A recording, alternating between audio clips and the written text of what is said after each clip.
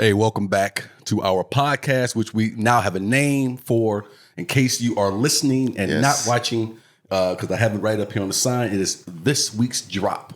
That is the title. I'm very happy about it. Yes. I am Sidney Smith. I'm here with my co-host, David Greaves. What up, Dave? What's going on, sir? Okay, all right. Then now we got to talk about this to indulge me.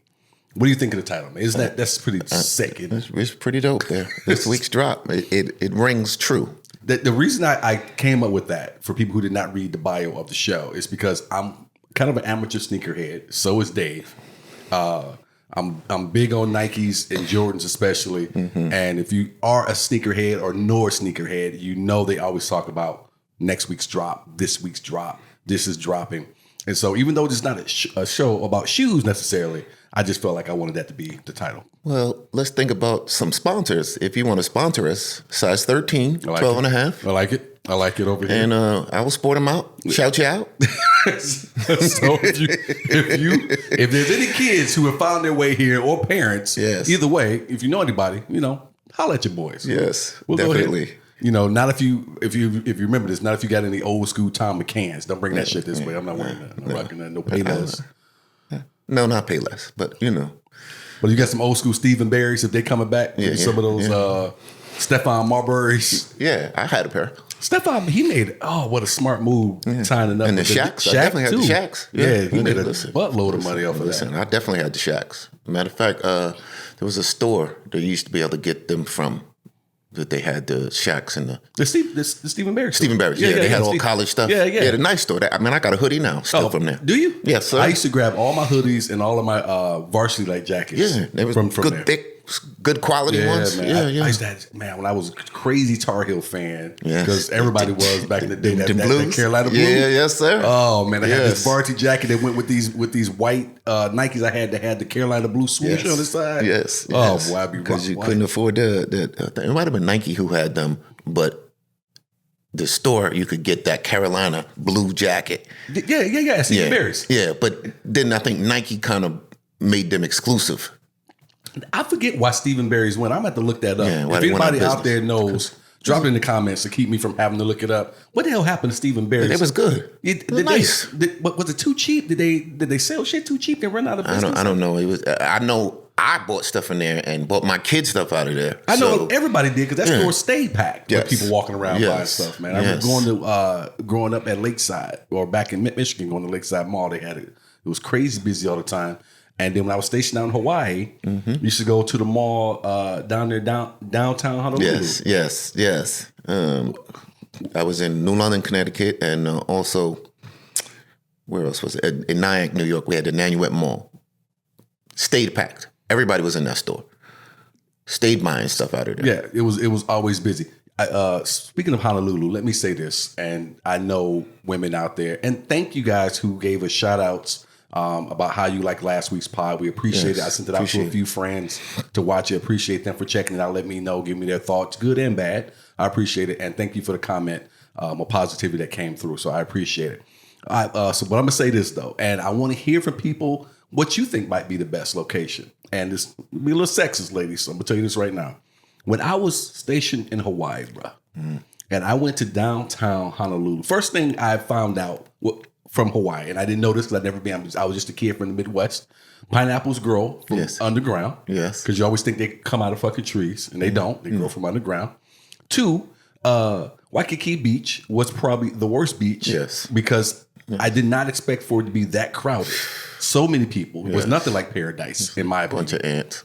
And the third thing was, them Hawaiian women, boy, are beautiful. When I went downtown Honolulu to go to the mall and hang out, them women are beautiful. I still love my women from the Midwest best of all because of the thickness and all that good stuff.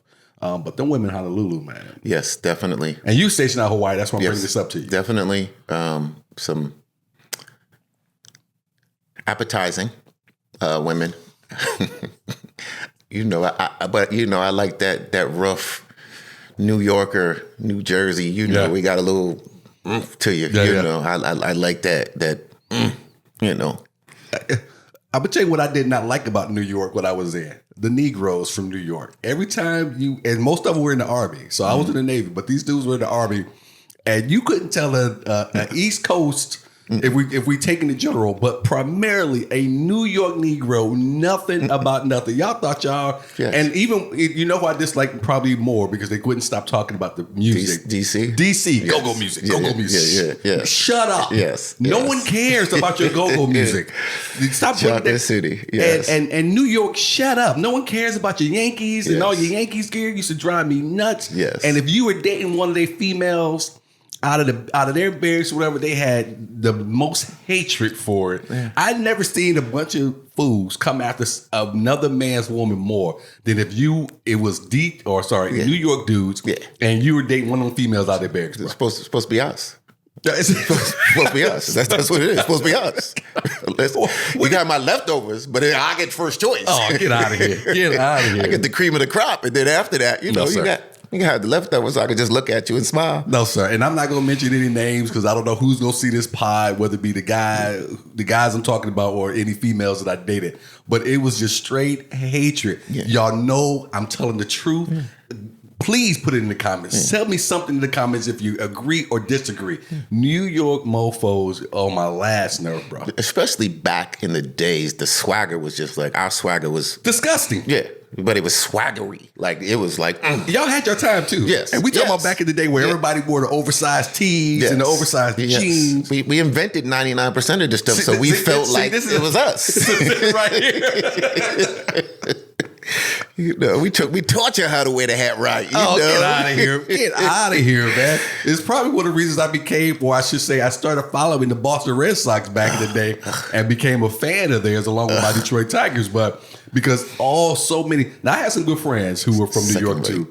And so I'm not trying to say I didn't get along with all of them or any of them, but man, y'all, but you know what? You make a great point. Y'all did, and probably to this day, maybe I don't come into contact with it as much, but back then for sure, y'all thought y'all created everything. Yes, yeah. Because again, the East Coast, especially Northeast, we kind of hip hop kind of birthed itself there, and just the reality. I know you hate it. You got one MC out of Detroit, so I get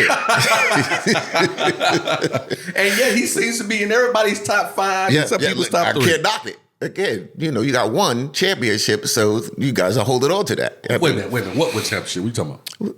What you got? You talking about basketball? The hockey team and baseball team, right? No. Oh, no, you got a basketball team. I forgot. Yeah, man, they did win. Back to back, baby. When my Cowboys was... Then Detroit was winning that too. Do not bring them Cowboys up, boy. Okay. I wasn't going to touch on them, so don't bring them up. Don't make me do it. Yeah. Because yesterday was ugly. Ooh, yes. I was going to wear my jersey, but I was I wish you had worn that jersey. We got smacked. Sometimes you just got to keep it in the closet. But, so I remember being a kid and watching this kid. It was a rainy day, and this was middle school, and like this whole class of kids was chasing this one kid. And I'm like, yo. And I'm from Detroit. And much like people from New York, we find some things amusing. Yes. While some people out there may shudder and turn away when violence happens, we like, yo, whoa. Getting jumped. Ooh. So they chased this kid, bro. And it rained all day. And he hit this puddle, bro. And slipped and went up and boom. And this whole class was stumping this kid out. Kid on kid crime, violence right here. That's what happened to y'all yesterday. Yeah. The Cowboys slipped up in that puddle and got stumped Detroit yesterday. mud jacked us up. Oh, man. Yeah. We had it coming though. Again, Well, okay, but we're not going to dwell on yes, it. But please. I did want to say that one thing though. And so for all you Cowboys championships, fans, Stop it. Yo, I swear to God. Look, yes, historically, the Dallas Cowboys are one of the great teams. You had your time to be a dynasty. But like all those teams, y'all become some of the greatest history teachers you've ever seen when y'all are not good. Y'all know. But as long as we have a history, we can stand on it. Boo. When you don't have a history, you just try and throw stones at the history teacher. It's like spitting spitballs at the history teacher. You don't get mad because you don't have one. Get one. Whatever. I know you guys already seen it right down there at the bottom. It said subscribe. So please don't forget to go ahead and hit that subscribe. If you enjoy us, please don't forget to go ahead and share us as well. We would appreciate it. Love, comments. All of that. Especially, all the comments, please. Yes. And hopefully they're positive ones. And then I'm going to be in Columbus the weekend of the 25th. So I hope you guys can come on out to the forum and check me out telling some jokes out there. So I'll be back in the Midwest. Can't wait for that. And next month I will be back home in Michigan. I will be at at Dr. Grin's in Grand Rapids. So looking forward to that. So come and check that out. And you can find all of that stuff, like I say, every week. And you'll hear me say it every week. Sidney Smith Creative, CRE8TV.com. All right, let's get on to this show. Dave. I'm sorry, sir. We gotta also put up November. Yeah, that's what you said. The day before Thanksgiving. Oh, you're right. Show. You're right. I apologize. You're right. Because I'm gonna throw some stuff out. You're right about that. The day before Thanksgiving, November 26th, I believe 27th. I will be back here, hometown. Yes. Well, I should say hometown. Kind of hometown. Phoenix. Hometown now. Oh, yeah, hometown now.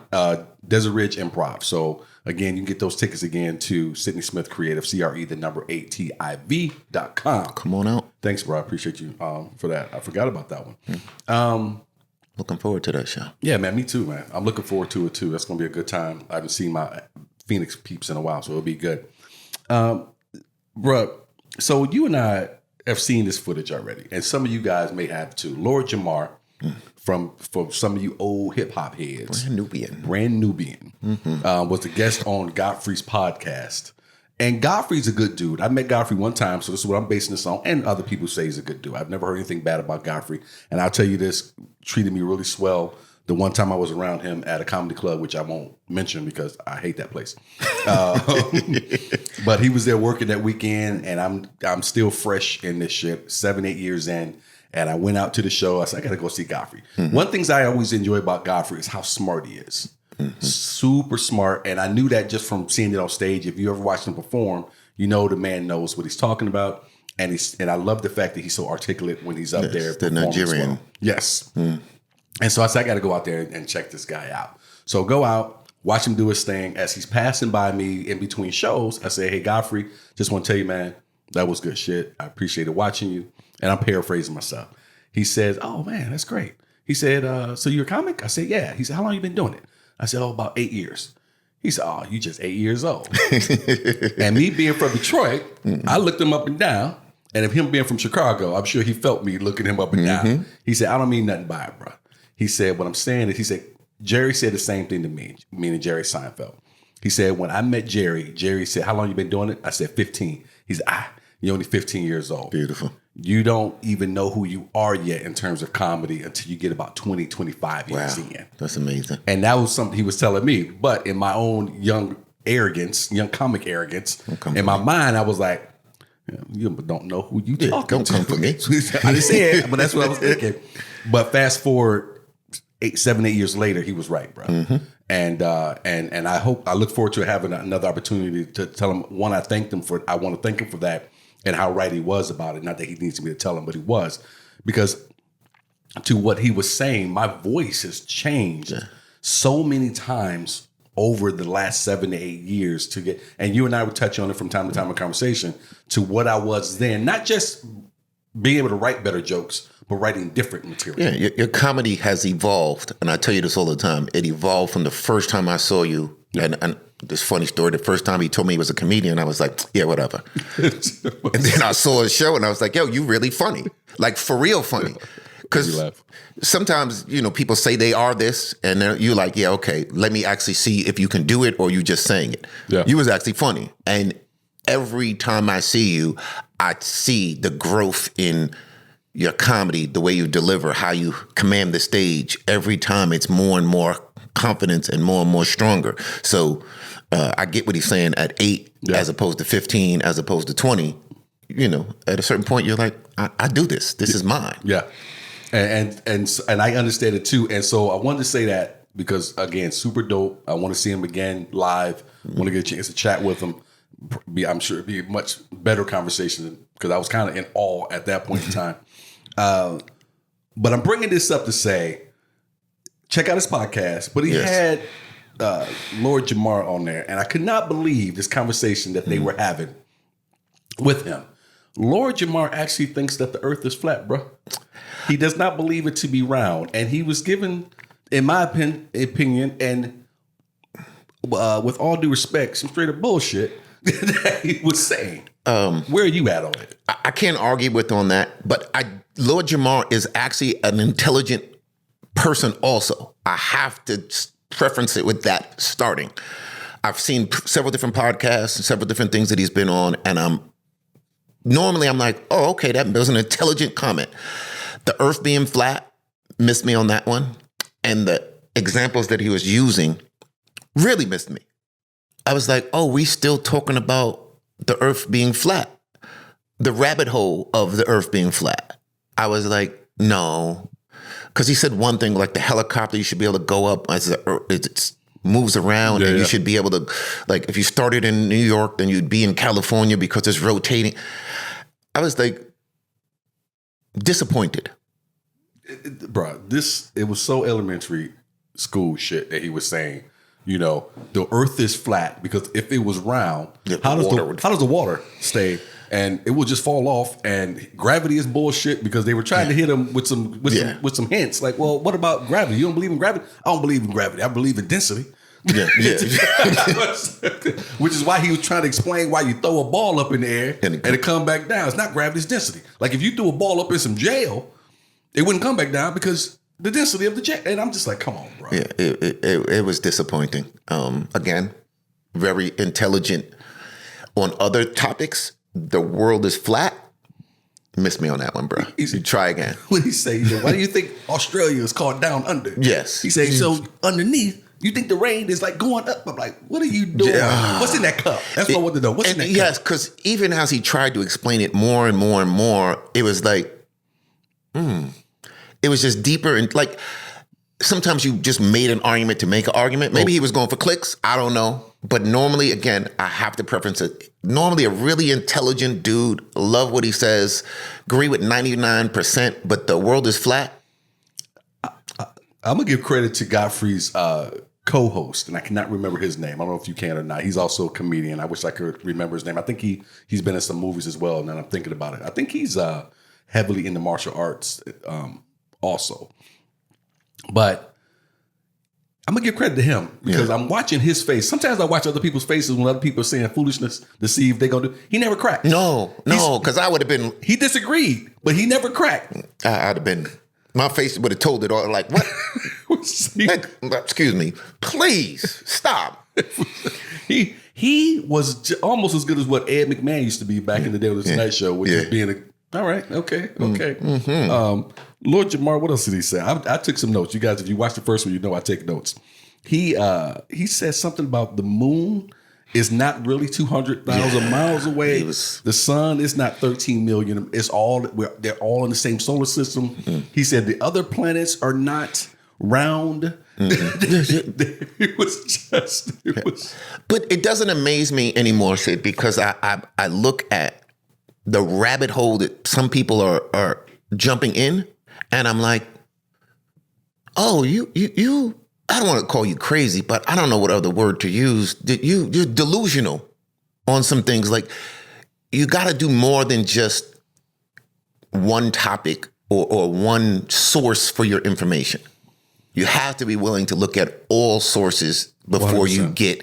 You make a definitive stand up and the world is flat and it's because of this. Like, he researched this stuff, but it looked like the only person he researched it from was one person. This goes back to, like, you and I were talking about this last week, excuse me, in a conversation where, if you guys are old enough to remember this, I don't know what the kids have to do today, but when you wrote a paper in high school, you had to have a bibliography with several sources, along not with just it. one, several sources. Yes, and so no one has to do that. Like, I wish they had to ask. Yeah. In this, I think it was 30 minutes I watched of them, I never once heard Godfrey ask, "Well, cite your source." Yeah. Oh, no. And maybe that takes away from the entertainment value of the interview. I don't know, but I would have loved to know where he was getting this information from. I don't think he knows, or maybe he does know. And again, for him, it was factual, and it was all he needed to hear from. And everybody else who talked about science and was crazy. And okay, nah, the world is flat. Okay. I don't remember growing up with this with knowing anyone or hearing anyone who had this thought. And I know what you guys are going to say. Well, we didn't have the internet then, and that's why you didn't know. And that's probably maybe that's why I didn't know. I don't recall even really hearing about this prevalently until Kyrie Irving a couple years ago started with the flat Earth shit. Yes, and as great as basketball players, some of the greatest handles I've ever seen. Absolutely madness if that's what he thinks truly in his mind, that the Earth is flat. Where is this even coming from? Again, it's more than conspiracy theory. It's everybody else has been lying thought process. Yes. It's not just fake news, it's fake news. And it drives me crazy that everything that contradicts what you want to feel or think is called fake news. And they say, well, it's just fake news. Where's the source that proves that it's fake news? Yes. That's my thing. Again, I've had conversations with folks that go down a rabbit hole. Sometimes we go through rabbit holes. 100%. But at some point, I'm going to grasp onto facts. Yes. And not just feelings. Well, I feel like we laugh at feelings all the time. Well, I feel like, no, that's not a fact. It's your feelings. Hilarious. So I need you to tell me what the fact is that you've checked to make sure what you're talking about makes any sense. Which is why I always push on the bibliography again, because I will push you. Yeah. Where did you get that from? Yeah. And when you get the people, and then you know the next word, at least I know the next word is going to be, the next words are going to be, well, I feel. Yeah. Okay, well, that lets me know that you probably are just regurgitating some shit. Yes. And you felt like it sounded true. So I'm going to say it. Nothing drives me more insane is to be trying to have an intelligent conversation with somebody. Because I'll go down a rabbit hole with you, but I need you to have facts and not just, well, such and such. Well, who's that? Well, they said it. Well, who are they? Right. What are they standing on? Because again, on the internet, you could say whatever you want to. It doesn't make it true. It just means that you had a platform to push it out on. 100%. So I'm fascinated with the flat earthers. This conversation got me, again, if you want to check it out, is Lord Jamar on Godfrey's podcast. Yes. I sat here. I actually stopped working. You guys can't see behind the camera, but I have my desk and everything with two monitors. I normally have something playing on YouTube where I'm listening to the news or whatever it is for that day, and I'm working on the other screen normally. And I had to stop working to sit back in my chair and just sip on some coffee and just take this conversation in that they were having with them. He says a couple other things here I want to say that he got into. And I want to go down this path with you because not to sidetrack us, but you just had a ceremony that you were a part of. Yes. If you want to share so they understand why I'm bringing this in your direction. Became a licensed minister underneath my church, Faith and Truth Christian Center. Mm-hmm. It was a beautiful ceremony. Congratulations. Thank you. Yeah. Yeah, I've been a minister for a while, but this was actually being licensed underneath my church as opposed to being like a freelancer, so to speak. So and so I want to say this as well. Now, y'all heard him say he's a minister. He didn't say he was Jesus. No. So don't start hitting us with your, well, he said, and should he be, and should he be all, and all these different things. He's a minister. He's still human. And I'm from Brooklyn, so I'm going to come see you. So I'm going to turn the other cheek yet. We still going to have some real conversations. Yes. But what I wanted to get into, and that's why I wanted you to share that with the audience, is because they got into religion versus science a little bit in this conversation. Yes, I did see that part. And I feel like sometimes people like to go to that as the excuse on why they believe what they believe. Because look, it's science that doesn't want you to believe in these things because they also don't want you to believe in God and all. And I think that was a huge leap for him to take, even making a statement similar to that. What are your thoughts when we get into all of this and we get into the belief of God along with? I think that sometimes we take scripture or whatever we're following, and we take it and we make it fit what we want it to fit, which is a big problem now, is that I can make a scripture fit anything I want it to if I take it out of context and content. And a lot of times when it's been taught, it's out of context or content. So we hear something and go, oh, well, that means this. Right. And that's not what it meant when it was said, but we're just taking each word and going, this cat is this, right, and applying it generally, and that's not how it works. Okay. So I would agree with that. When I watched the segment, I heard him going down the traditional, well, this is science says this, and they don't want you to believe in God, and if God did this, then, and he made each topic fit into the hole that he wanted it to fit in. Correct. So that's, again, for me, that's my problem with a lot of folks that are on the internet speaking Bible or word as prophets, teachers, or whatever, pastors. They're taking the word out of context. And if you don't read it for yourself, you don't know what it actually says or what it's saying. And this is not on the list, but you did bring up something here, and I'm going to get down. I want to touch on it a little bit, and we'll go as far as we want to go with it, I guess. Hopefully you guys ride with us, and we'll get to some other topics too, because we want to talk about some P. Diddy here. We got some Kendrick Lamar talk and J. Cole. We'll get to that as well. I always find it fascinating when we get into these discussions, and I hear people get into these discussions about the Bible and how it's interpreted. One of the things, and I don't want to call it a flaw, but one of the things I feel like the word has done and continues to do, and maybe I should say humans allow this to happen continually, is that you will allow your leader of your group, your church, or whatever to dictate to you what this. Now I understand that yes, and I understand though that is what the leader is supposed to do. The leader of your church is supposed to help guide you with what the word says.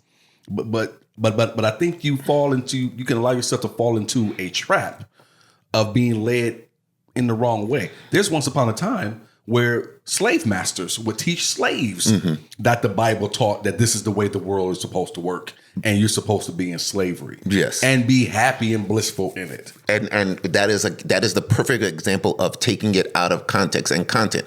And they only read certain scriptures and not the scriptures that follow that. Correct.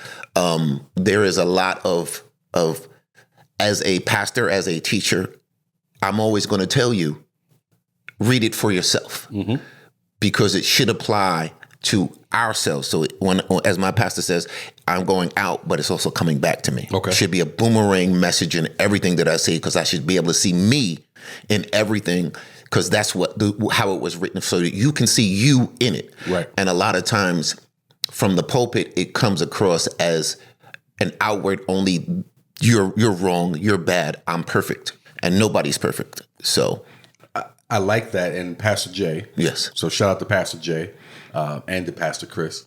I like that, because I've always said, any good speaker, but for me, especially when it comes to a pastor, I can like you personally. I can like you in any way I want to like you. But when I come to hear you in the pulpit, I need to feel like you are speaking to me. Yes. I need to feel like that message was written for me. And I think a good pastor can make an entire congregation feel that at the exact same time. And what I mean by that, the simple word to that is connection. Yes. And some pastors are able to do it and some can't. The Holy Spirit should convict each and every one of you, either a conviction or I'm doing good, I'm doing it the right way, as opposed to just the pastor, because the pastor is just a tool. And that's the thing, is that we have made him a pseudo God a lot of times. And they're human, they make mistakes, we're all flawed. So the message should come across, should be something that you can apply for yourselves, and me as the pastor that I'm applying or should apply. Okay.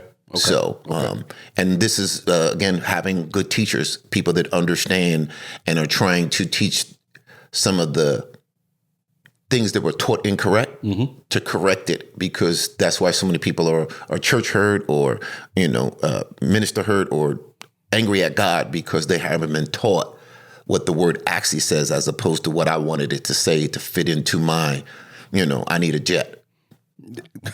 Because I'm one of those people, and I think I'm a rarity.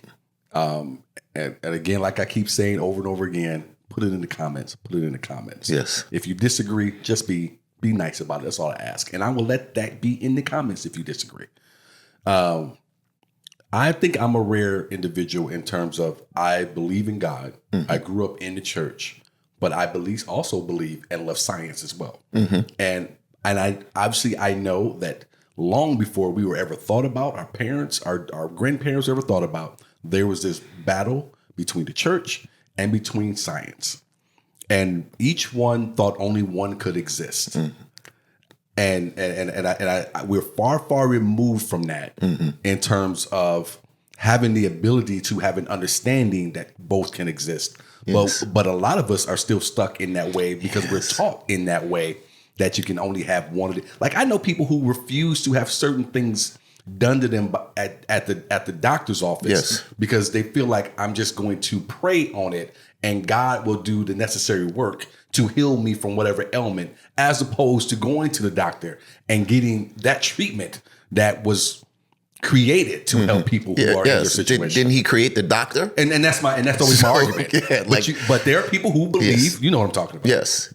Again, I'm of a different mindset. I understand that doctors, lawyers, chefs, again, that's your profession and you do it better than anybody else. So why am I going to circumvent it? Now, I'm not saying to not pray, because I'm always going to pray for the wisdom to send me to the right doctor. Right. Or if you cure it, then so that I can give you the glory, Lord. Look, listen, the doctor said I had cancer and you took it away from me, Lord. So this is proof for the world to see it's gone. Yeah. Yeah. So I'm glad we're able to talk about this and you kind of give more of a professional understanding to it all and everything. Well, hey, man. Yes. Hey, listen, I'm still working, still learning. Hey, you the minister between the two of us. Yes. But deacon. Don't let my mama hear you say that. Yes. But that's why I wanted to make sure I said that to the people who are going to watch it. Minister, but not Jesus. Yes. So, I'm going to make some mistakes. We're going to make some mistakes and still human. Before we get to our next topic, I do want to give a shout out to my guy, AJ Wilkerson. I was on the road with him, hit Oregon, had a great time with him and Sidney, another Sidney, female Sidney, and Hannah. Two very, very, very funny females, man. Just beautiful. Had me rolling. I've been doing this long enough that I don't laugh a lot, but they had me rolling. AJ crushing out there on the road as a headliner, man. And again, very gracious of him to take me out. And gracious of him also when we worked together here in Phoenix. He's sponsored by Dixon and took me down to Tempe to meet the whole staff and the team down there. And I got a great tour and got some great gear out of it. And I'm bringing all that up to say I'm wearing some Dixon gear on my head right now. I'm a ball cap guy, so got me a few trucker hats. And I'm also a veteran as well as Dave. So I got this one here. That's a Dixon cap as well.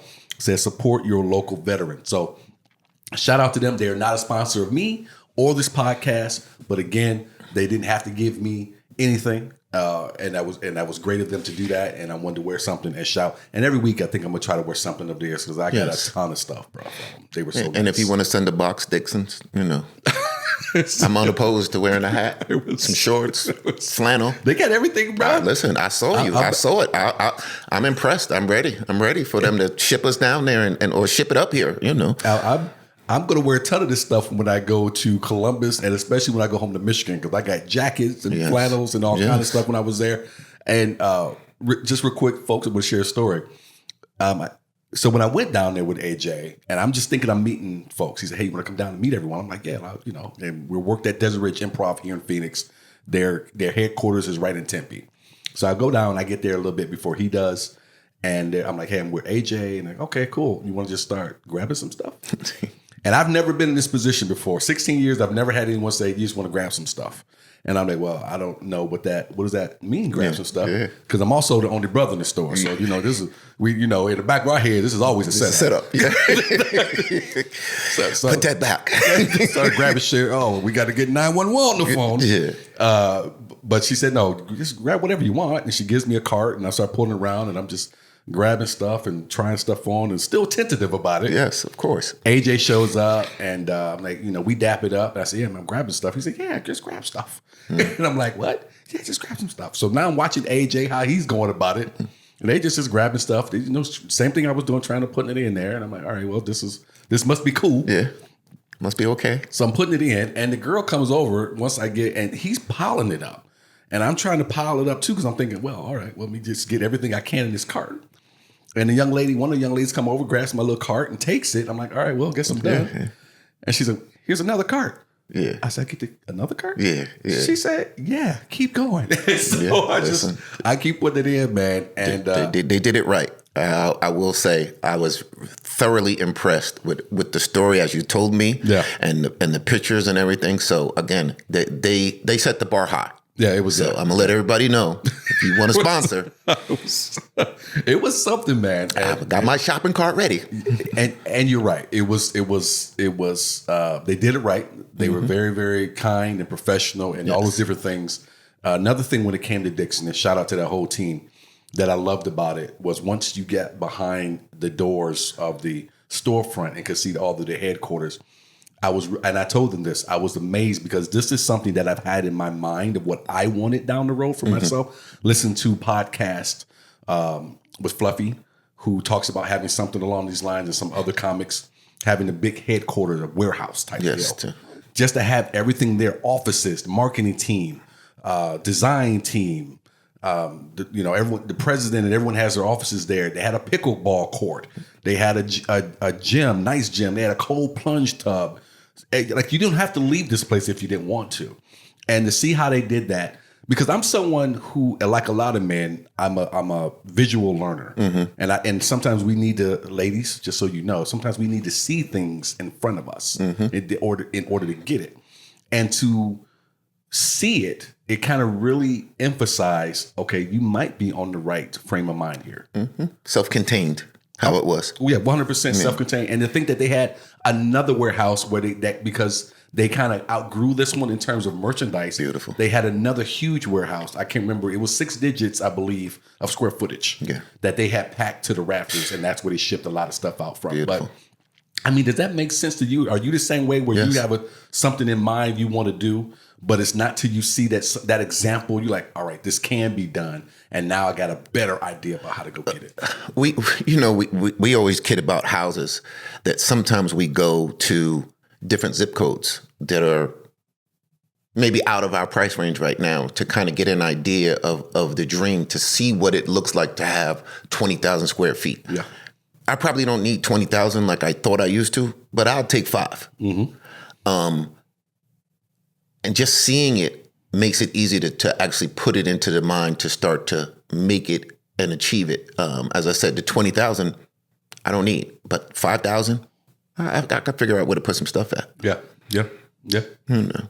One story, because my niece is old, but I don't mind the 20,000. People say, why would you need something that big? I'm the type of person, I have it because I want it. Yeah. When people say, well, why do you have so many shoes? Because I wanted them and I can. Yes. I'm not, my family's not starving for me to do it.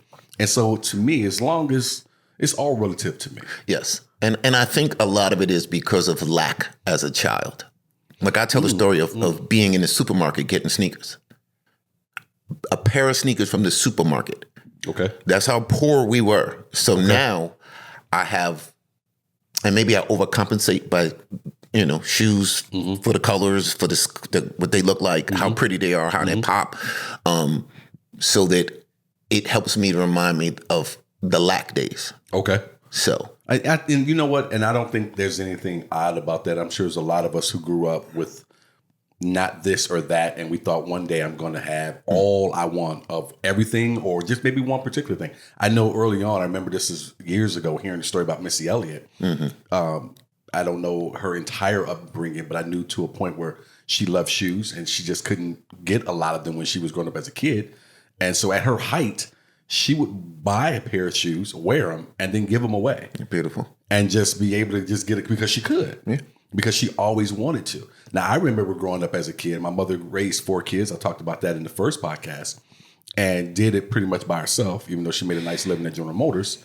She wasn't all about a lot of extras unless it was Christmas. So you got what you needed, not always what you wanted. And it wasn't until my feet got big enough, my cousins who were working, they were buying shoes every week or every other week. And so they would, because no one was sneakerheads back then. No. So when they would buy a new pair of shoes, they would just toss them other ones. Them shoes were damn near brand new because they only wore them a month. So I would be able to rock, back in the day, the, Adidas top 10s and all kind of stuff that my mother wouldn't normally, but I took care of them. I held on to them as long as I could because I was still growing.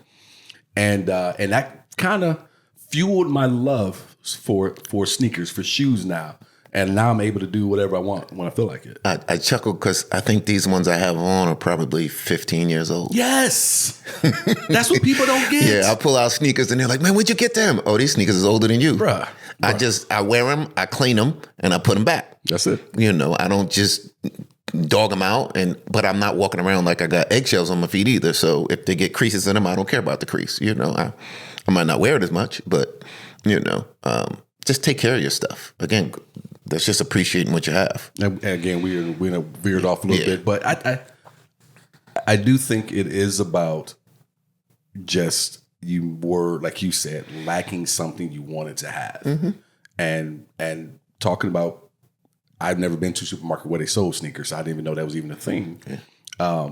How did you handle that as a kid, though? Were your other friends in that same economic class, so no one cared, or was that something you got teased about at that time? I think that most of us were in the same class. I mean, we got the Adidas, or let me not say Adidas because they had 4 lines instead of 3, and we would cut the extra line off. Oh, wow. Yeah, and kind of sandpaper it, and then, kids that could afford the Adidas would be like, I see the extra line mark.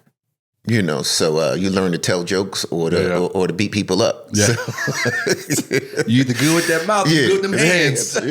Listen, sometimes you got to be good with both. I think that most of us were in the same economic groups. There was only a couple, maybe 1 or 2 who were able to, live with the brand new Chuck Taylors or like brand new. We got them down the line a little bit.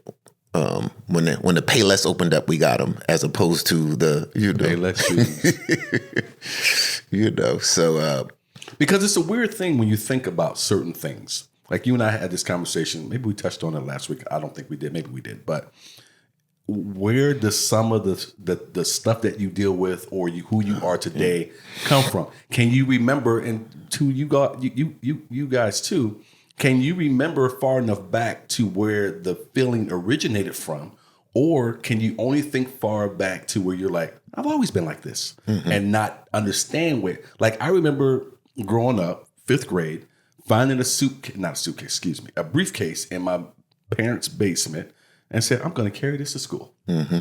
I also remember being a kid who always wanted to have his own business, even as a kid, as young as 3rd, 4th grade, and taking my lunch money and buying candy and trying to resell it at school to my friends and taking my loose leaf paper and folding it up to the point where I could cut it up and make business cards. And I called myself the Candy Man and little stupid stuff like that. But when I think back on it, okay, my entrepreneurial spirit started at 8 years old. Where it came from or why it existed, I don't know. But it taught me one lesson I'll share, and I'll let you, jump in here. It taught me, do not expect for your friends to be the ones to support your business. Jesus. Because even as a kid, I understood, even my friends don't want me to succeed because they were not the ones who would buy the candy from me. It would be kids who didn't really know me. Your other classmates or in a different class. Yes, 100%. Yeah. But where does it come from? What do you believe? Where do you do you think it just comes from, obviously, I know you'll probably say it comes from God, that blessing or whatever have you. But how much of it can come from something else that maybe had to do with nature at that time? I think it's a combination of genetically and also your environment. Because, again, being poor makes you either be comfortable being poor or it makes you never want to be poor again. Yes. Genetically, again, some stuff has to come genetically, to strive. I always go back to my grandfather telling me, because he used to work, and I'd be like, Grandpa, you work all the time. And he said, when you find something that you love, it's not work. And I never understood that until I started doing bodyguard work, and I was like, oh, I love this. I would do this for free, but I do it so well, you're going to pay me.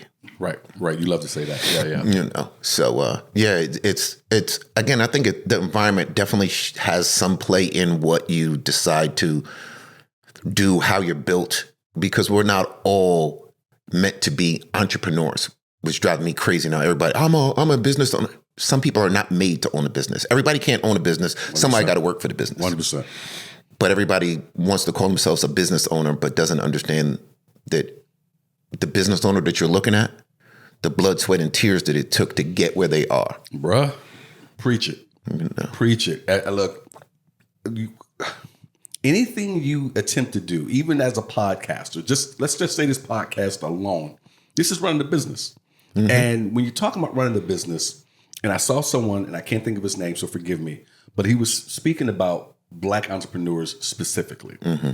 And he said, the one thing we don't ever really think about is scaling. Yeah. And growing. If your business is something where you only employ yourself. I saw the same one. Yeah. Then you're never going to be able to scale. You're not having an understanding about what it takes and so on and so forth. And so even with this, when I say, let's do this, like my mind has already thought about 5-10 steps ahead, which is why I created a media company called You Hear Good Things. Mm-hmm. And so this is just another piece to go into that particular bucket and to grow that bucket and go from that. There's a true crime podcast that I have, Murderous Podcast, that fits in that bucket. Now it's Debatable, another podcast that fits in that bucket. The podcast that I created with my wife, hopefully we can get going again, running in slow motion, goes in that bucket. And so scale, grow more. I want to have, before we even started this, and I'm going to be honest with you guys, there is nobody on the other side of this camera presently because we're just starting this thing out and I want to see where this thing goes. But I already know I'll see that this thing is scaling when we have a team back here. Yes. The way that other podcasters are able to do show to up a certain point. And do the podcasts that you see that are doing 10 million or 5 million people because they can afford to pay the crew. Yes. To do, again, that's your expertise. I love somebody's expertise. Yes. If that's what you do and you love doing that, do that. Yes. Let me do what I love. Yes. I love to sit here, be pampered. Again, I'd love for sponsors to sponsor us, so we could sip, put on some new clothes. I don't have a problem. Again, I never forget Bernard Hopkins telling me, I don't wear anybody else's clothes unless they pay me to do it. Mm. And I was like, huh? He's like, I'm not wearing somebody else's and promote their clothing line. Mm-hmm. They're not paying me. I'm famous. Mm-hmm. So they need to pay me for it. Mm-hmm. And I was like, oh, wow.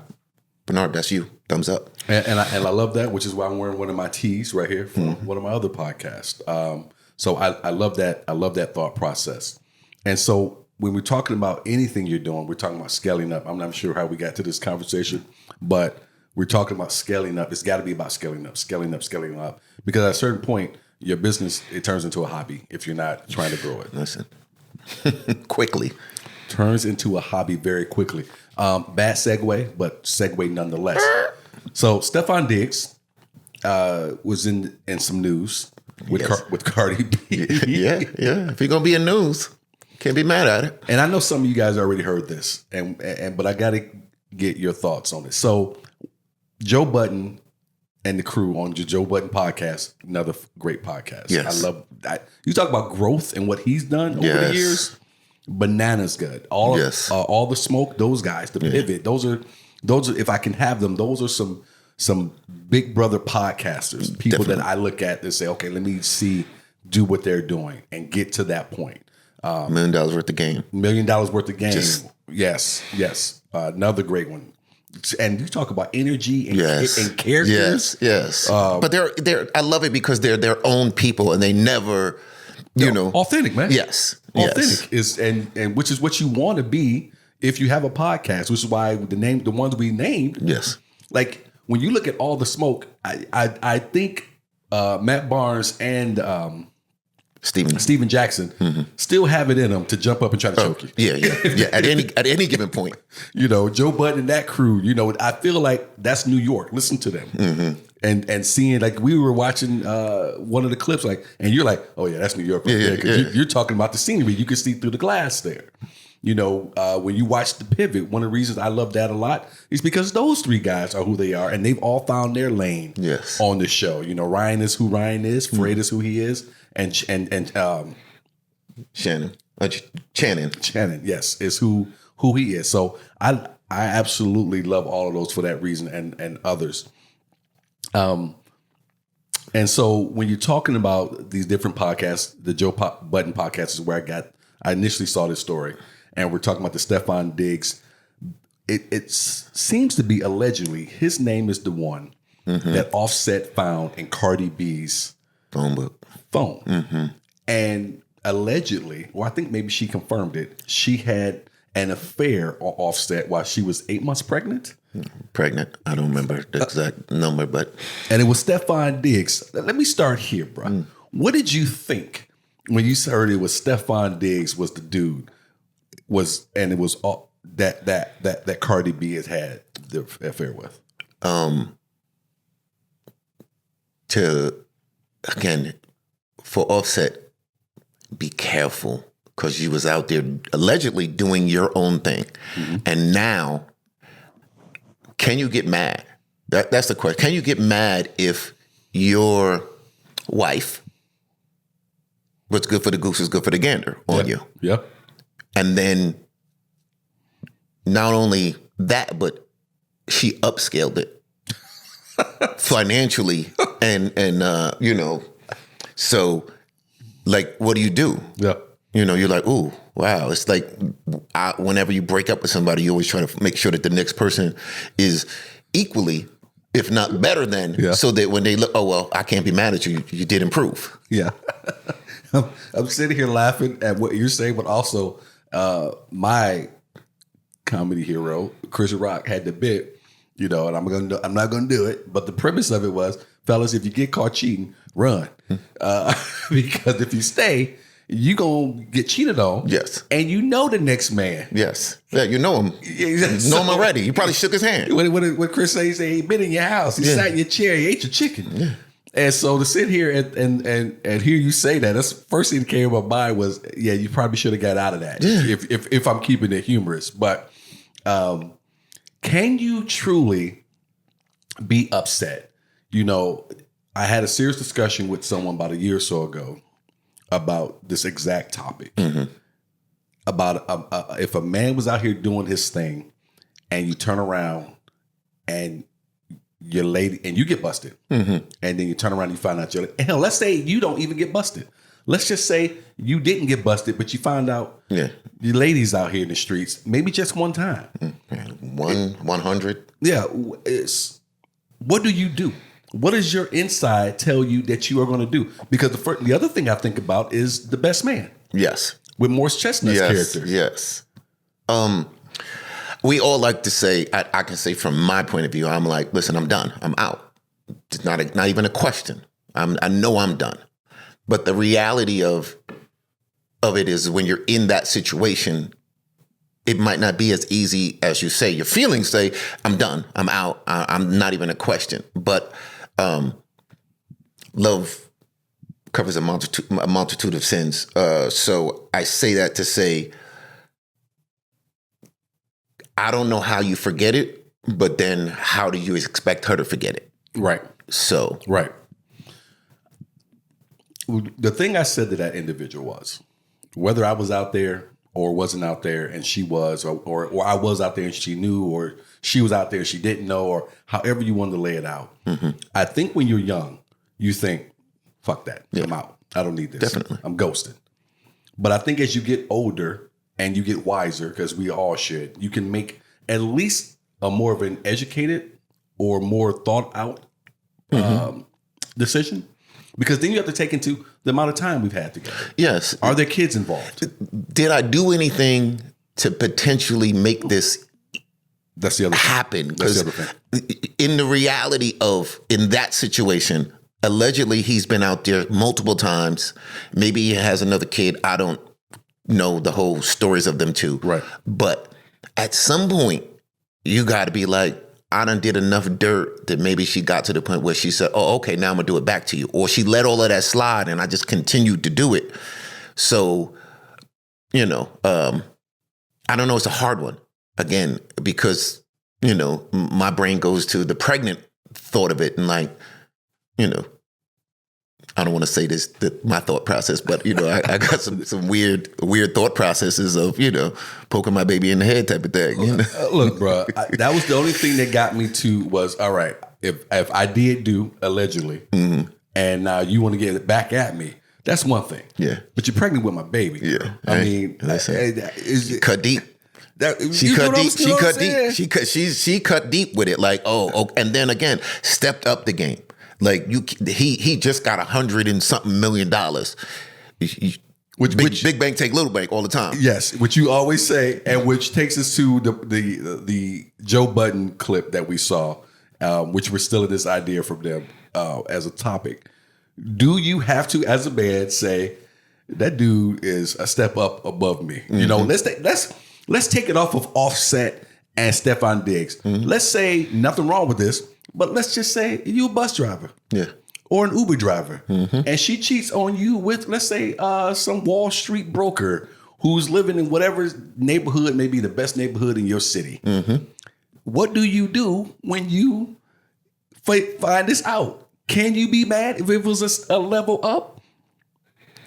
Dave? You're still going to be mad. I love these. You're going to be mad. But at some point, reality has to step in. Like, man, I don't believe she did that, but I understand. Like, I think my wife gave me a cheat code, like a cheat pass with Janet Jackson.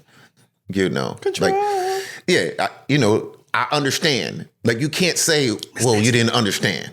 You know, Summer Hayek, I think is what it was. No, it's Summer. Yeah, Summer for me. You can't even remember. Either one of them two. You know, you can't. How do you get mad? Oh, Selma.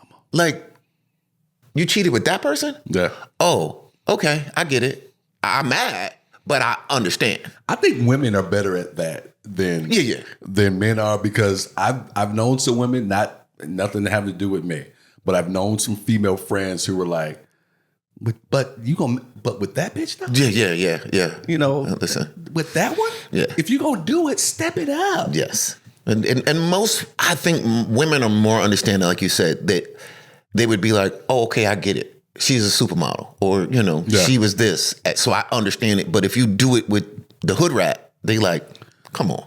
You do make it a great point. And again, this is all alleged in terms of Cardi B and Offset's relationship, and then even adding the Stefon Diggs thing into it. But to make it across the board, there have been some situations, and I heard one recently, which I'm not going to share because it's someone else's personal business, where I sit and I listen to it. And you can almost, when you're hearing it, know, bro, she gonna probably cheat on you.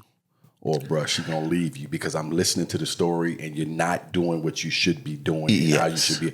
Whether it's being the type of man I think you should have been, or the type of man she wants you to be, or just your decision-making process has been bad for a while. Mm-hmm. Maybe she's been looking the other way on it. However you want to put it, which there's been stories I'm listening to. I'm like, she's either going to cheat on you or she's getting ready to be out. Yeah. And I've been, I want to say BC days, on the opposite side, where I've heard well, he doesn't do this, or he's not giving me that, or you fit something, which is why I always tell women, be careful who you share your husband's stuff with. Oh, he does this and he does that because somebody's sitting on the sideline waiting. Oh, okay.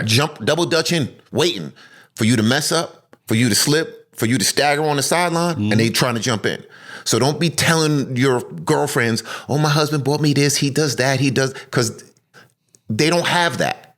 And I understand sometimes we want to share, sometimes we don't need to share. Well, and the best thing, the way to remember that too, and the fellas are going to hate us for saying this. Okay. I said, I've been on the other side.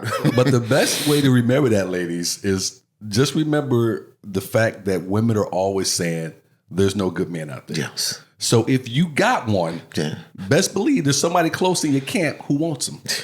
and is waiting for you to mess up. Yeah. To discard him. Yeah, especially, I was just getting ready to say, especially if you're somebody who's always complaining. Yes. Now, that could be on the other side too, for men, because I've seen it less, though, where a man will follow up behind another man and try to snatch his woman off the street. We don't care. I've seen it less than females, though. Yes, because there's a little bit of chivalry still in them. They're like, well, I want to earn my man. I want to be deserving of the man. No. I've seen it less where a man is looking to just snatch up your lady from you. I've seen that more with females. I think it's flipped now because a like here in Phoenix, it's like 7 or 8 to 1, female to male. Okay. So there's less males that are out here. So there's more women who now want to be, and maybe this is another topic for next week, side pieces, jump off, the other woman as opposed to being the wife. Yeah. I see it all the time where they say, I don't want to be the wife. I want to be the side piece. I only want this responsibility or this. Yeah. I don't understand it, but this is what I hear. Okay. And yeah, leave it in the comments. Maybe you guys know something different. Maybe you guys can educate us on it. But yeah, that whole, and before we get off of it, Deon Cole was on Club Shay Shay, and here's another piece of this. Yes. Deon said he doesn't know if he would break up with a woman if she cheated on him. Because I think he was like Shannon had to stop and take a drink of his drink real quick. Like he couldn't believe it or he couldn't agree with it. But I thought Deon was making a great point. What does this woman, who is she? Yes. Is she the president of a Fortune 500 company? Or again, nothing to knock this profession, does she drive a bus? Like who is she in life and who is she to you in your world before you just up and say, I'm out, I'm breaking up with her because you cheated on me? Well, as a former bus driver, I had to take some of that back.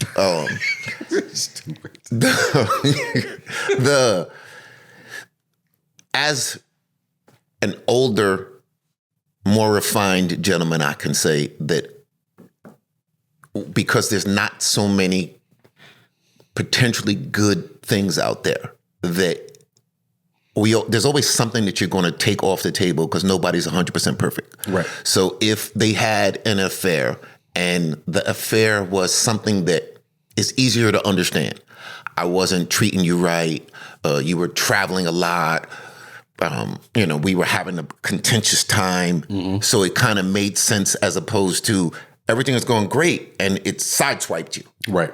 And I think at his age, he understands that, well, what if I was on the road a whole bunch and I wasn't home? Right. And, I was neglecting something that you needed. So, I could be more understanding and maybe it gave me the reason to correct some things, as opposed to, as I said, if everything is going great and it sideswipes you, I think that's a really harder affair, or like for some women, an emotional affair is worse than a sexual affair. I think you are right about that. And I think for most women, here's the part that's always when you talk about that, and because it's easy for us to say neither one of us has vaginas. So again, I keep saying it, put it in the comments, let us know what you think. And don't forget to subscribe and just love us. We appreciate it. That's easy for us to say. I tend to believe that you're true because if we're talking in generalities, women are more emotional creatures than anything else, and can probably push past the physical as opposed to, what did you tell her you loved her? Yes. Did you spend any moments with her in terms of maybe you snuck away for a holiday or you snuck away to celebrate a birthday? All those things can be translated into some type, I think, of emotional attachment. Yeah, for them, I think it's more intimate than just a sexual encounter that you had. Oh, did you go to a nice 5-star, a better hotel than we've been to? Yes. Yeah. Yeah. Did you take them on a vacation that I wanted to go to? Right. That type of thing or at all. Yes. Yeah.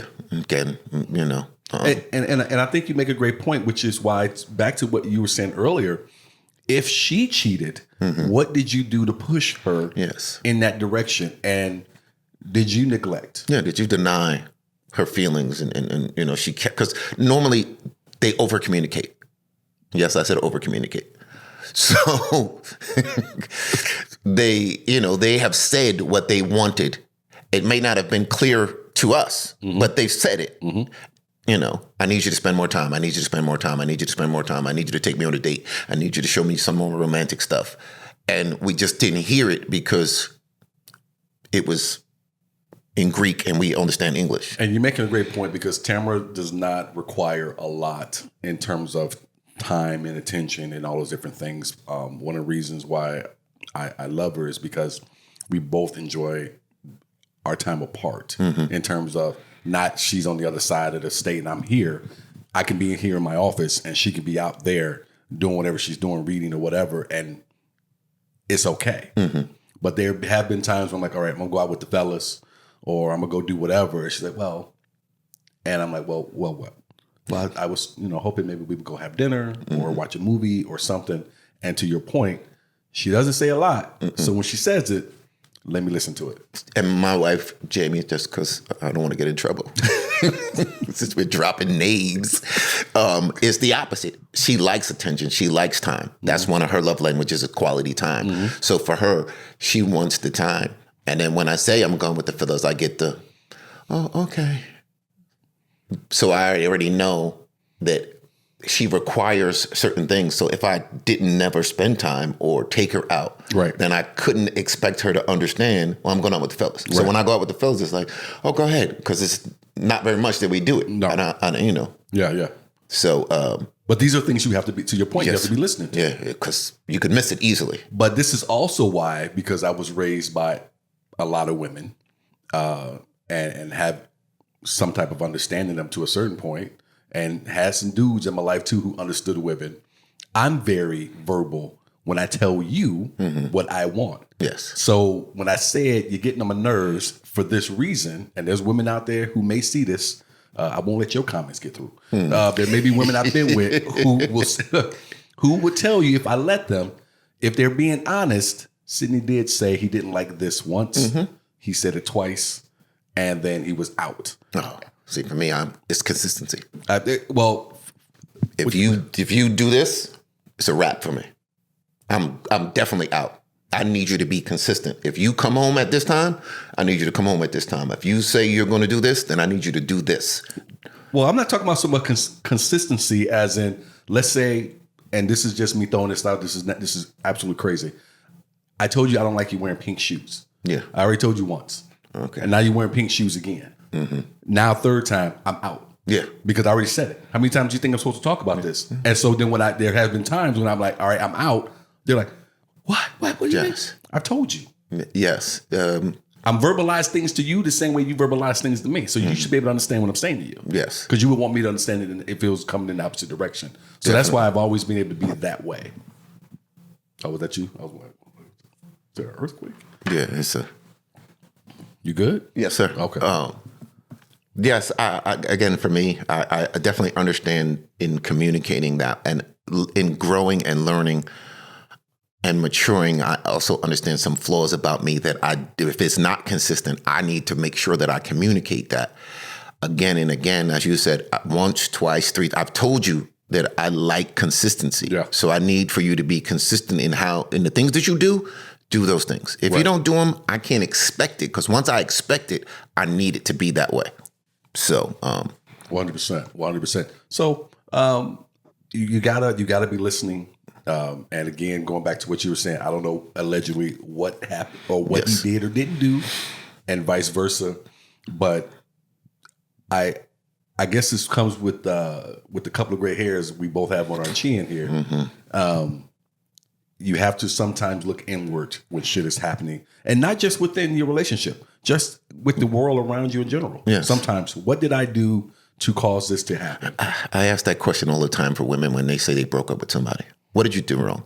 What do you mean, what did I do wrong? It takes two for a relationship to work or not work.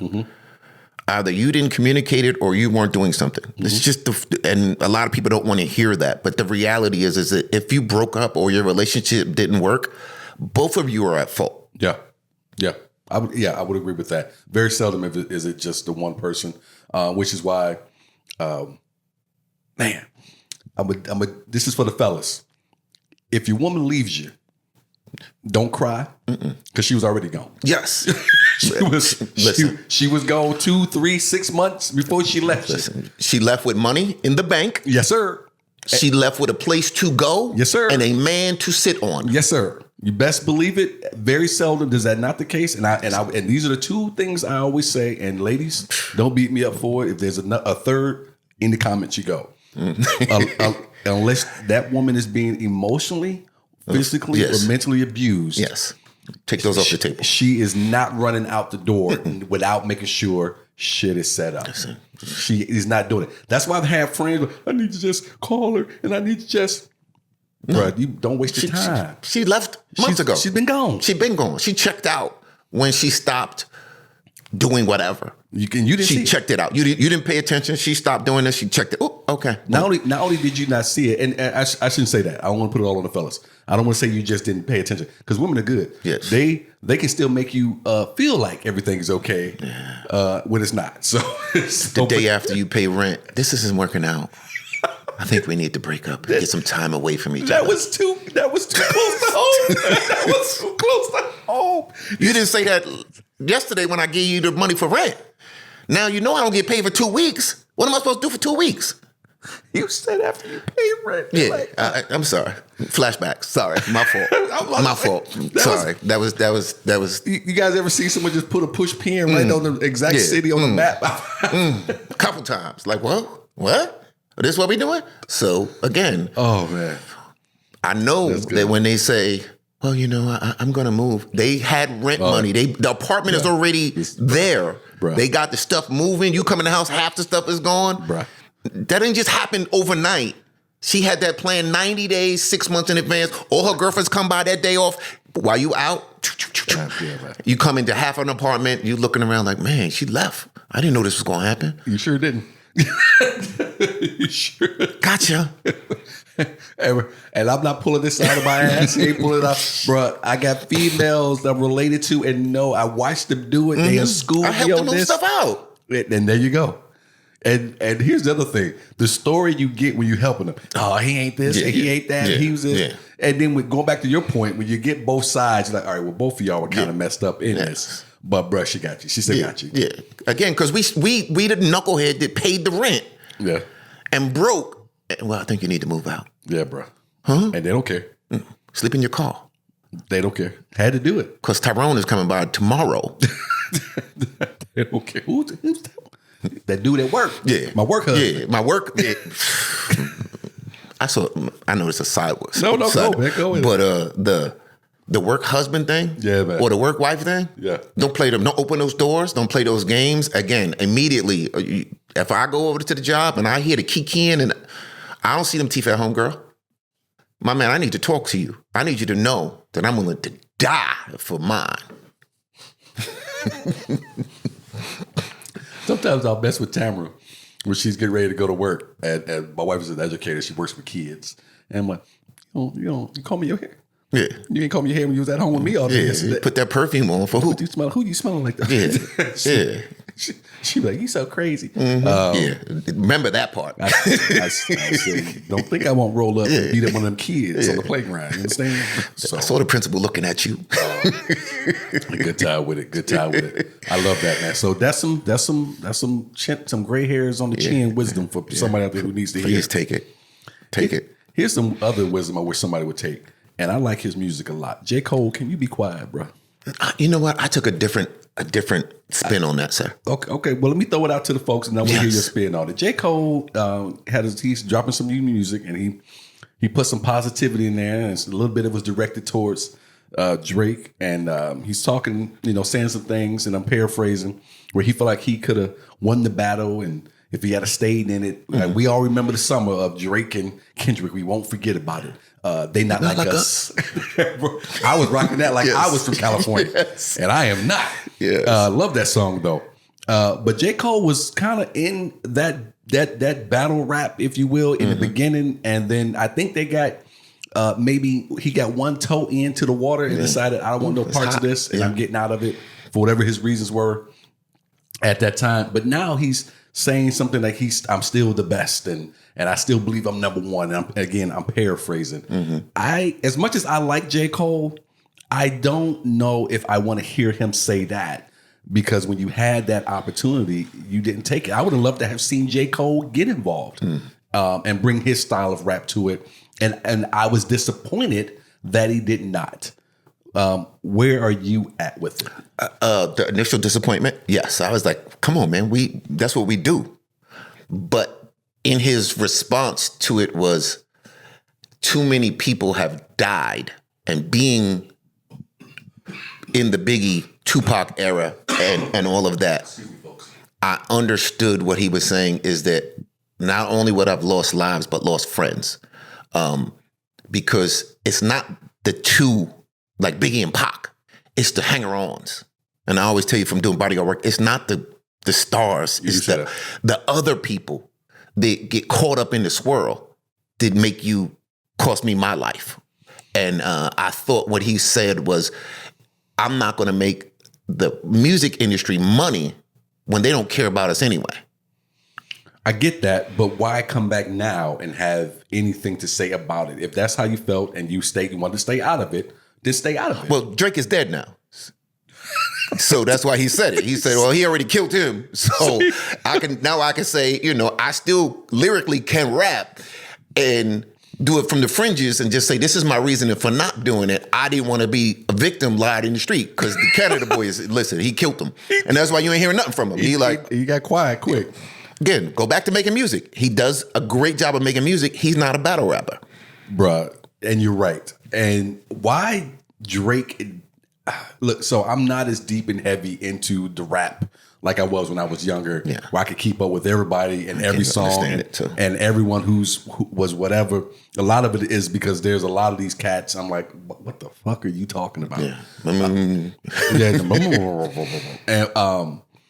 but when you come to Drake, and I like Drake, I'm a fan of Drake. I'm a fan of Kendrick. I'm still a fan of both. Like I didn't feel the need to take a side. No, I was like, Like I sat one day and just put it up, and I listened to each song that was after each one was released, just to hear the back and forth. It was good.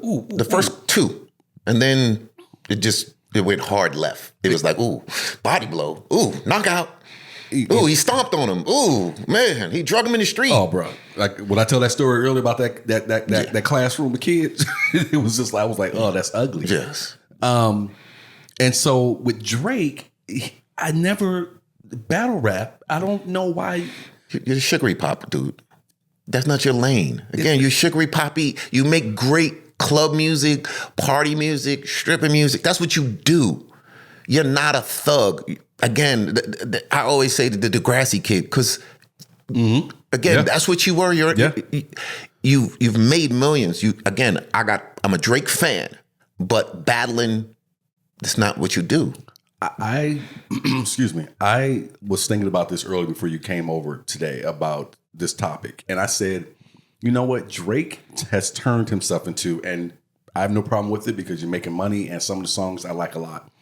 He's turned into what LL had turned himself into at a certain point, where LL got very into the softer rap, rapping more for the females. And I understood, and you listen to LL talk about it as recent as a month ago in the Breakfast Club. It was a business move. Yeah. And it was a smart one. Brilliant. But the thing that LL had that Drake has never, at least I've never seen it, was LL came from the streets. See, and LL could battle rap. You can't go from soft to thug. You can go from thug to soft. Yes. You can't be a killer and then, you could be a killer and then become a non-killer, but you can't be a non-killer and you're not a shark. You can't be a pastor, become a pimp, but I know a lot of pimps that became pastors. Yes. And that is what a lot of the rappers are, is that they've bought into the persona of what it is, but you don't know what it is because it's not really who you are. Yes. So, for Drake, again, please don't take offense to this. Come for me, because I know you got some thug people, but it's just two different lanes.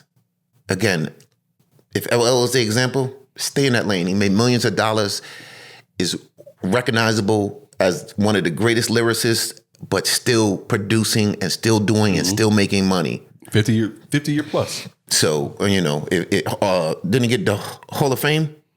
Yeah. He just got elected to the Hall of Fame a couple years ago. Yeah, I thought maybe more than a couple, but he's so locked up. Great career. Again, I know his bodyguard, so fellas. I know they underestimated Kendrick. Yes. So got bodied up, but he got bodied by Pusha. Yeah. And that's a lot. That's another one because people take both sides of that one too. Yeah, he got bodied by Pusha. Yeah. Let's not. He got bodied by Pusha. The only one he beat was Meek. And let's hear it. Spill it. Again, I don't know if Meek understood the machine. See, the other people have machines behind them. Pusha got a machine. Mm-hmm. Kendrick got a machine. Mm-hmm. What do you call had Philly? Meek had Philly. Yeah. And you need more if you're going to get because again, music-wise, you can't take nothing from Drake. No, not at all. Nothing. Even when people want to talk about the fact that he doesn't write his own songs, I sometimes take exception to that because some of my favorite rappers write their own shit for a lot of it. But at the end of the day, I think, I think this is kind of what you're saying. When we're looking at rappers, I think you got to almost look at them in their own lanes. Yes. What is your lane? And I think Drake's lane is I'm a superstar, man. Yeah. Just y'all get me something and I'm gonna make it hot. Yes. As opposed to some of these cats, especially back in the day, could sit down, pen the pad, and then jump into a booth and rip and do their own shit without any assistance on that kind of thing. I split it from lyricists, okay, to rappers to entertainers. Okay, I like that. Rakim, one of my favorite rappers. Yeah. They were talking about him battling somebody back in the days. And Big Daddy Kane. And Big Daddy Kane was another one. Was a rapper, but a battle rapper. Mm-hmm. And he was like, listen, no offense. Lyrically, I can't mess with him. But battle rapping, he can't mess with me. So understanding your lane, and I think because Drake was the biggest artist, hip-hop artist, he forgot that he wasn't a battle rapper. Yeah. Because he had beaten Kendrick, and let's say it came to a tie with Pusha. Because I think Pusha didn't want to play with him anymore. Because Pusha, again, some of these people who come from, that are really thugs. Like I tell folks, listen, if you push me to a certain line, minister, pastor, it ain't got nothing to do with it. Yeah. Brooklyn is going to come out and I'm going to turn my hat backwards and then we're going to have a problem. Yeah. When you push me to a certain, and I think that's what J. Cole was like, listen, I don't want it to get ugly. Right. Because then bodies are going to be. And I don't have a problem with that. I just need you to kind of not comment on it. Just stay away from it, bro. Mm. You didn't get involved. This is like, for me, being out with the fellas and something pops off. One of the fellas steps away and say, I can't do it. Mm-hmm. And then after it's all said and done, I would have. If you're lucky I didn't. I would have popped off on it. Yeah. Say that. Look, bro. I respected the fact that you took yourself out this situation, but don't come back and have a lot of full conversation about it later. Understandable. And when it comes to Drake, I listened to your analogy, made me think of something. Growing up playing ball on the playground, you have some of them cats. They play 1-on-1. They'll toast anybody who come out here. Yes, but you put them in a real organized game. Yeah. It's not. You're not quite as good. Yes, because it requires a team. Yeah. When it requires the team, then you look at how is your skills at dealing with other people. Yeah. Not just you and the rock. Yeah. And the rim, Right, 100%. So I just want to touch on that, man, because I love J. Cole's stuff. I love his music. And one of the things I love about, and why I didn't mind him stepping away, even though part of me wanted him in it, was his style of rap. Yes. Like, I think he takes what Common was doing and takes it to another level. Yes. In terms of being that conscientious. Yeah, but he's more lyrically sound than Common. Yes. Common, again, not taking up from Common, but J. Cole, like his, as he writes it out, you're like, oh wow, the story. When Biggie first came out, you could you see the picture painted, and J. Cole paints a picture with his words. And again, that's what I got from the thing he just put out, was that it was, I don't want to get into it because I don't want bodies and I don't want people to get hurt and people to make money off of this like they did when it was the East Coast, West Coast nonsense, and be caught up in that, as opposed to, if I thought it could just be a battle, right, then it would be cool. But I know it's going to turn to more than that. So, well, I think we kind of agree on it. Disagree in some parts, but I think we kind of agree on it. I think this has been a great episode too. Yes. Of this week's drop. Yes. See that? We got a title. We have a title now. I think we missed the Puffy trial date, but I think that'd be be closer next week. Yeah, man. I was sitting here thinking about, like, do we want to touch on that? Because I think they said May 5th of next year, and then they're talking about some things about a gag order. The defense wants a gag order on the prosecution. Prosecution said, we don't care. We don't talk about cases anyway, as long as y'all agree to the same thing. And the judge is going to give them a chance to kind of come up with some type of written order and for something for them to agree on. So I think next week there'll be more information on it. So maybe we table it to next week. Yeah. Because I am. I will say this though. I do want to say this because I just thought of this because you and I talked about this beforehand when we were making coffee here. Friend of mine, not going to name her name. She's very talented, super dope, out in L.A. Just did her one-woman show out in New York, so I'm happy for her there because the one-woman show was just outstanding. I mean, I wish I would mention her name, but in case she gets any blowback from this, I don't want to. I don't want to affect her career at all. Mm-hmm. She hit me up. She said, hey, you remember when you asked me when all the puffy stuff was dropping, if dudes are out here really having sex with each other like that in the industry? And her initial comment to me was, nah, I don't think so. Mm-hmm. And she said, I think they're really out here, and I just don't think we pay attention to it. Mm-hmm. So you're missing it when this stuff is actually happening. And then she mentioned Usher deleting his Twitter, which I talked to my wife about yesterday. My wife's like, yeah, I'm not surprised. I'm sure there'll be other people. Yes. And other things happening. And I just sat back and I told you this today. I said, if I have dedicated so much of my life to my career, and just people don't understand when you're in this, there's this, and Dave will understand obviously because he's been around so many different artists. There's so much you sacrifice, whether it's health, friendships, relationships, a lot to get to whatever that goal is you're trying to get to. And the only thing that crossed my mind last night was if I've sacrificed as much as I have to find out that the only way to get to where I want to get to is to do some of this shit that you are hearing alleged to have been done, I'm going to be sick with myself and upset. Mm-hmm. Sir, what was your thoughts? I think that in anything, there's a sacrifice. It has to be what you're willing to sacrifice. It ain't that. Yeah, I hope not. Again, but sometimes, as we were talking earlier, it's not a sexual thing. It's a moral thing. Mm-hmm. It's a what are you willing to move the needle one way or the other way for, so that you can be accepted, whether it's school, whether it's whatever profession you're in. There is a needle that has to be sometimes maneuvered or not maneuvered at all. This is who I am. This is what it's going to be, and accept it or don't accept it. And you have to stand firmly on, I am this individual and nothing is going to change me. And that's why I think that some of the people who have success, uncompromised success, are the same individuals that they were when they started. Okay. Because I've seen people who start and then 6 months later or a year later, it's not the same person. Yeah. I've seen that. So this, like I said, being not told no changes you. It has to change you because, you remember, I don't know if you ever saw Oprah was talking about the toilet paper roll. And it was like, well, what do you do with it? She was like, what do you mean, what do I do with it? They just replace it.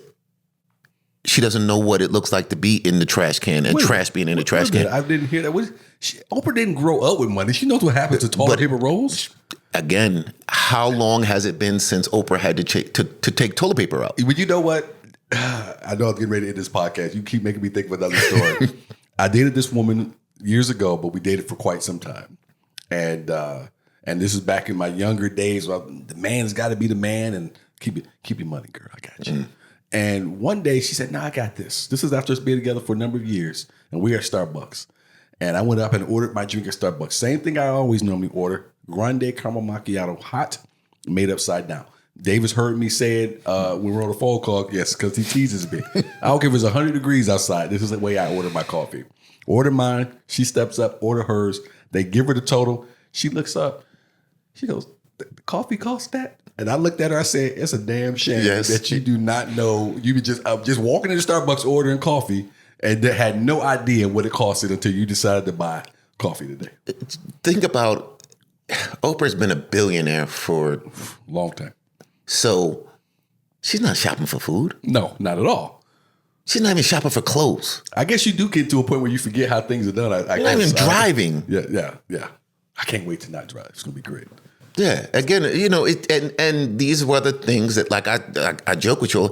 Like, when you say, I'm gonna get a boat, I'm gonna say, bro, you don't like the water. I don't. Because you think of things a little askew. Oh man, I could get a boat. They have a boat, so it would be nice to get a boat. We could do yacht parties. You don't like the water. So sometimes you got to have that reality brought back to you of, like, again, a private plane. I can't wait to do more of it, But I also understand that to do it every day. Yeah. Like, you have to be a billionaire to do it every day. Otherwise, you're just really throwing a lot of wasted money away. Well, and that's one of the things I thought about was I can't wait to fly private as a billionaire. Because when I was flying to St. Louis and waiting that long-ass TSA line, I was like, oh, my God, this is horrible. Just to be able to eat when you want to eat, drink what you want to drink, and not have all of that stuff. So some people are thinking right now, you probably go put in the comments, why don't you just go to pre-check? Because I'm fighting a good fight. If they have pre-check, then how the hell are they keeping us all safe with pre-check? If you still letting people just walk on, because they gave you $75, so I'm fighting this good fight like I'm holding strong. Now give me my $75, but I'm this close to giving the government this $75 so I can go through pre-check. Yes. At TSA, I'm gonna tell y'all something right now. No. There's certain topics you leave alone. Leave TSA alone, bro. I should leave TSA alone? Yes, sir. All right, I'm make your whole world upside down. All right, I'm gonna say this off camera, but just know I got stuff to say. That's him on TSA. So when you see us, let me go through. You stop him, make him cough, and put him in the other thing, run the sniffers on him, the dog, all of that. That's what he's asking for. Hey, we a team. If I get it, he gets it too. Yeah, no, that's probably gonna happen too. You with him? Come on over here. Hey, thank you guys for watching us again and listening to us. We appreciate you. This week's drop, Sidney Smith, David Greaves. We appreciate you very much. We will see you guys next week. Everyone have a great week. Yes. Love, peace, and... Okay, Don Cornelius is going to come out the ground and kill you. Now you on your own for sure. You worried about TSA, but not Don Cornelius and his family coming. Yeah, the family coming, for definitely. We need some of that. I can't wait for you to get that cease and desist letter. Take care of David Greaves. And we out. You ain't never lied, boy.